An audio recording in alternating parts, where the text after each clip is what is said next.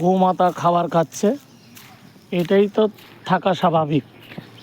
আমাদের দেশের মধ্যে এখন রাম যুগ চলছে এবং আমি ট্রাভেল উইথ দি প্রিয়ার পক্ষ থেকে এই গোমাতাকে যেন বাঁচানো হয় আমাদের দেশে, এটার জন্য সব হিন্দু ভাইদেরকে এক হওয়ার জন্য আহ্বান করছি।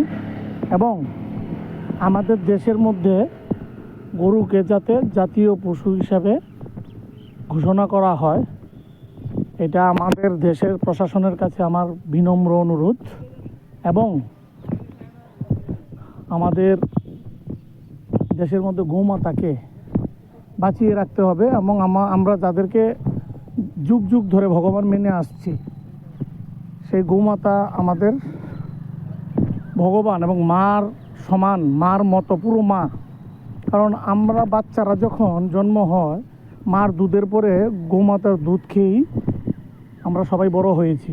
এবং আপনারা চিন্তা করুন, এই গরুর দুধ থেকে কি কি না হয়, সবই তো পাচ্ছি আমরা। গরুর দুধ থেকে হচ্ছে প্রথমত গরুর দুধ, তার থেকে ছানা, তার থেকে পনির, তার থেকে ঘি, তার থেকে মাখন, কত উন্নত ধরনের উৎকৃষ্ট মানের প্রোডাক্ট তৈরি হচ্ছে পুরো বিশ্বের মধ্যে। তো এই গোমাতারই তো এটা তৈরি না? তো এটার জন্য কি গোমাতাকে সেভ করাও তো আমাদের দায়িত্ব না? আর গরুর গোবর দিয়ে যা অর্গানিক সার তৈরি হচ্ছে, এই অর্গানিক সার দিয়ে অর্গানিক সবজি উৎপাদন করলে মানব দেহে রোগের অনেক নিস্তার পাওয়া যায়।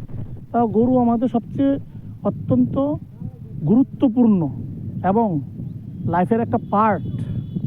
গৌমাতাকে ছাড়া আমরা কিছু করতে পারবো না।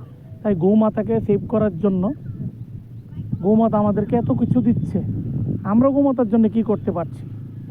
এই জন্য বিভিন্ন স্টেটে এখন দেখতে পাচ্ছেন গৌমাতাকে সংরক্ষণ করে রাখার জন্য বিভিন্ন আইন বানানো হচ্ছে এবং গৌমাতাকে যেন ভালোভাবে ওদেরকে যত্ন সহকারে প্রতিপালন করা হয় তাদের, সেদিকে গভর্নমেন্টও নজর রাখছে। তো এটা আমাদের কর্তব্য, গৌমাতাকে রক্ষা করা এবং তাদেরকে সুন্দরভাবে রাখা এবং পরিবেশের সাথে খাপ খাইয়ে আমাদের সাথে রাখতে হবে, গোমাতাকে বাঁচিয়ে রাখতে হবে। আর এটাই হচ্ছে কথা, গোমাতাকে যেন রাষ্ট্রীয় পশু ঘোষণা করা হয়, এটা আমার দেশের প্রশাসনের কাছে বিনম্র অনুরোধ থাকবে।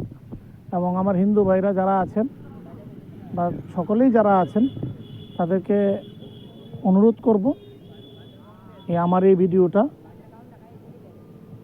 সমর্থন বা আপনারা যদি ভালো লাগে লাইক, সাবস্ক্রাইব এবং খুব বেশি বেশি করে শেয়ার করবেন। নমস্কার বন্ধুরা, আপনারা ভালো থাকবেন।